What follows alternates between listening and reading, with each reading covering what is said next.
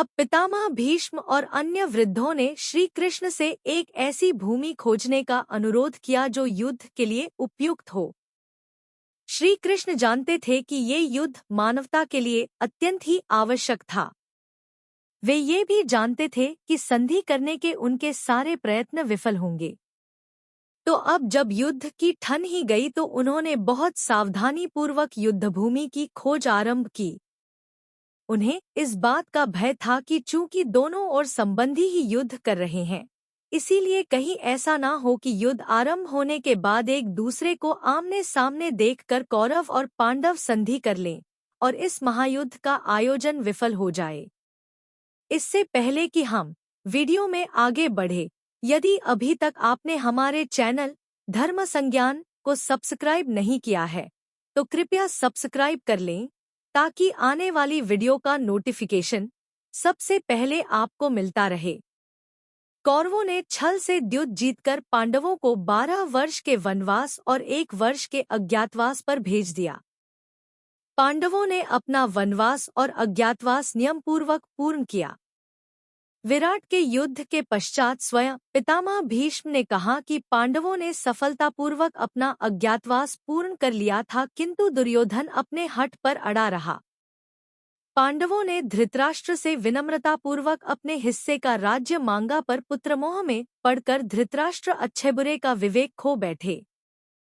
जब हस्तिनपुर दूत बनकर गए श्री कृष्ण स्वयं संधि करवाने में असफल रहे, तब अंततः महाभारत का युद्ध निश्चित हो गया। अब पितामह भीष्म और अन्य वृद्धों ने श्री कृष्ण से एक ऐसी भूमि खोजने का अनुरोध किया जो युद्ध के लिए उपयुक्त हो। श्री कृष्ण जानते थे कि ये युद्ध मानवता के लिए अत्यंत ही आवश्यक था।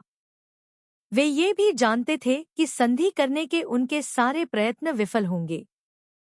तो अब जब युद्ध की ठन ही गई तो उन्होंने बहुत सावधानीपूर्वक युद्धभूमि की खोज आरंभ की। उन्हें इस बात का भय था कि चूंकि दोनों ओर संबंधी ही युद्ध कर रहे हैं, इसीलिए कहीं ऐसा ना हो कि युद्ध आरंभ होने के बाद एक दूसरे को आमने सामने देखकर कौरव और पांडव संधि कर लें और इस महायुद्ध का आयोजन विफल हो जाए।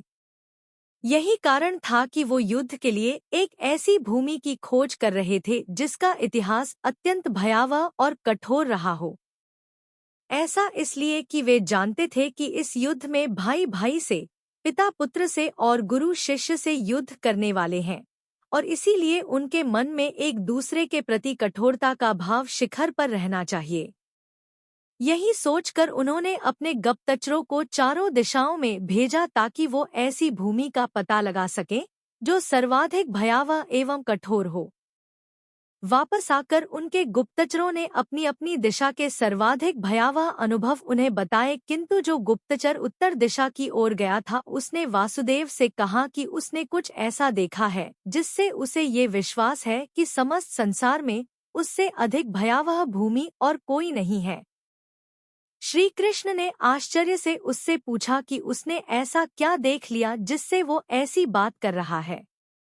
तब उस गुप्तचर ने श्री कृष्ण को बताया, हे माधव, मैं कठोर भूमि की खोज में कुरुक्षेत्र तक जा पहुंचा। वहां मैंने देखा कि 2 भाई साथ मिलकर खेती कर रहे थे। तभी वर्षा होने लगी और बड़े भाई ने अपने छोटे भाई से कहा कि वो तुरंत एक मेड़ बनाए ताकि पानी उनके खेतों में घुसने से रुक सके। इस पर छोटे भाई ने कहा कि मैं आपका दास नहीं हूँ, आप स्वयं मेड़ बना लें। ये सुनकर बड़े भाई को इतना क्रोध आया कि उसने अपने छुरे से अपने छोटे भाई की हत्या कर दी और उसके शव को कुचलते हुए मेड़ के स्थान पर लगा दिया, जिससे जल का प्रवाह रुक गया। ये सुनकर श्री कृष्ण भी हतप्रभ रह गए। ऐसी भूमि जहां भाई भाई की हत्या इस नृशंसता से कर दे, वही भूमि उन्हें युद्ध के लिए उचित जान पड़ी। वे ये भी जानते थे कि कुरुक्षेत्र की भूमि पर ही कभी भगवान परशुराम ने 21 बार क्षत्रियों को मारकर उनके रक्त से 5 सरोवर बना दिए थे। कदाचित उसी भीषण हिंसा के प्रभाव से आज भी वहां का वातावरण ऐसा था जहां मित्रता और संधि पनप नहीं सकती थी। यही कारण था कि श्री कृष्ण ने उसी कुरुक्षेत्र की भूमि को महाभारत के युद्ध के लिए चुना। उसी भूमि के प्रभाव से संधि के कई अवसर होते हुए भी वो महायुद्ध रुका नहीं और लाखों लोगों की बलि के साथ ही समाप्त हुआ। यदि आपको यह वीडियो पसंद आई हो तो कृपया कमेंट करें, लाइक करें और साथ ही वीडियो को आगे शेयर भी करें।